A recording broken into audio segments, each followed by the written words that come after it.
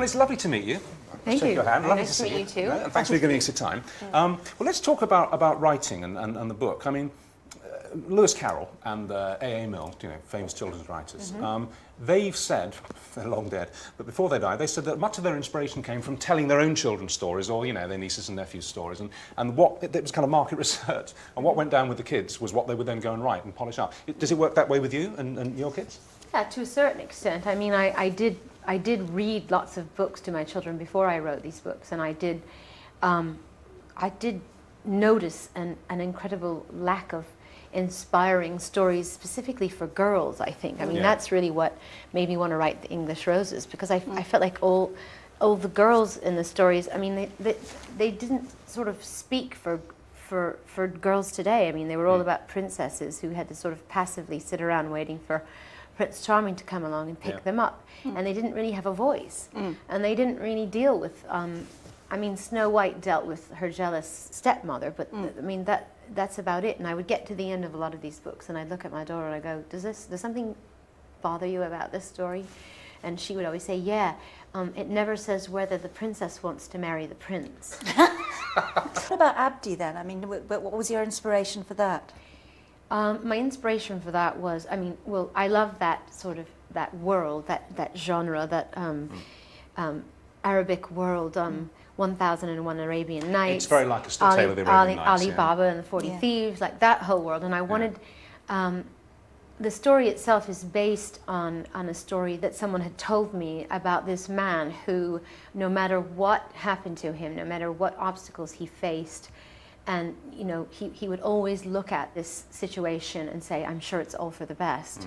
And I love the idea that things that happen to us are only bad if we perceive them to be bad. The moral strength of the book, it basically says, as you say, we must take fates, and we must take life and grip it and be certain that we can triumph, that we can overcome. And in the book, that's what happens. I just wondered if that's a bit of a metaphor for your writing, because I remember when your first press conference was given on camera, when the first book came out, and you know what it's like in this country, it's got lots of good sides to it, but there's a lot of carping, and you mustn't jump out of your box and do anything that you haven't done before. Right. And she's only writing because she's Madonna, she's only got a contract because she's Madonna.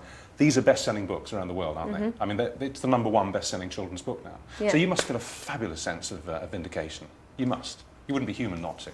Well, I don't know. I won't say that I'm not enjoying myself. But yeah, I mean, I think in the end, I was prepared for the adversity that I might meet, because people would think, oh God, who are you to what's your credibility? Who are you to write children's stories? But if you really think about it, I'm a perfect person to write children's stories. I have children, and I have stories, and I've had a life, and I've got things that I've learned along the way, and experiences that I think, if I shared them with other people, would be very helpful. I was reading about, I think it must have been an interview that you did not long ago, actually, just a few weeks or a couple of months ago, in which you said you told the journalist this story about your daughter and how she was driving you nuts because she was always fighting with one particular girl at her school. And finally you said to her, look, well, apologise. And she said, but it's not my fault, it's not my fault. And never mind, because if you apologise, it kind of breaks the dam. I remember that phrase, and it means that things can move forward again. I tried that on my own daughter, who is 17 and should know better, a few days later, and she was struck dumb. But she was having huge fights with her friends at school, and she said exactly the same thing. I said, well, just get together and apologise. And she said, I'm not apologising, it's not my fault. And I said what you'd said, and she was sort of, oh, I never thought of that. But I think at the end it really it takes the wind out of people's sails. It kind of it unnerves people, because they don't expect it. And in a way, it's like saying, I know it sounds cliche and everything, but to say I'm sorry, really, it's like, okay, it's almost like saying I love you. I'm sure that you know that one of the ways to stop arguments or to avoid arguments is just to go, okay, you know what? We've just seen a bunch of Japanese journalists leaving, having interviewed you. I mean, they've come from all over the world to talk to you here today. Do you think you would have taken an interest really in the human condition in the way that you do, and have this philosophy about how we should behave and all of that? Well, I'm sure I'd be a very different person if I didn't have the experiences that I've had. And I mean, I've had an incredibly full life, and I feel like I've looked at life from just about every vantage point. I reached a certain point in my life where I said, okay, I've done this, I've done this, I've done that, I've accomplished this, I've earned this much money, I've got, you know, I've got that and this and the other, but is that all there is? Is there more to life? And I think those questions that kept popping up in my head forced me to go on a journey. That search began an investigation, and that investigation provoked a lot of thought and a lot of soul searching and a lot of realizations that a lot of the things I used to place value on and importance on were, in fact, the least important things in life. And so you've changed. I mean, does that? Yeah. I mean, does that make me a philosopher? I don't know. I think it just makes me a human being. I mean, it makes me. I saw you interviewed on television about 10 years ago, I think.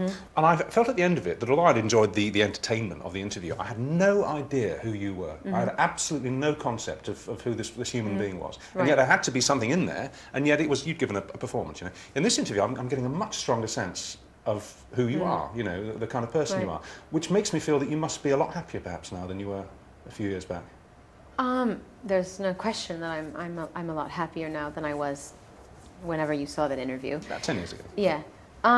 But also, I don't think I knew who I was 10 years ago. I don't really think as strong as my identity was, and as opinionated and outspoken and provocative as I was, I still don't think I really understood what I was doing. I mean, I was searching, and I was making all kinds of mistakes and having all kinds of successes, and I was just kind of living life in a very impulsive way without really thinking about the consequences of my actions or my words. I did spend a good part of my life as a celebrity in a very selfish way, and I think I prided myself in the beginning of my career as sort of being able to like sort of do interviews and not reveal anything about myself. You know, that was my thing. I don't want people to know me. I just want them to know what I choose for them to know.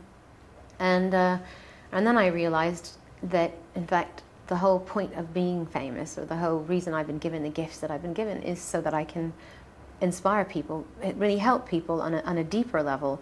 And I'm not going to help people unless I actually share a piece of my soul with other people. Well, do you, I mean, million-dollar question, do you believe we go on somewhere? Do you believe when we die, we move on? Absolutely. Do I believe in reincarnation? Is that what you're asking? Yeah. Definitely. Which implies you think you've been here before? Yeah. Not in this room. Yeah, definitely.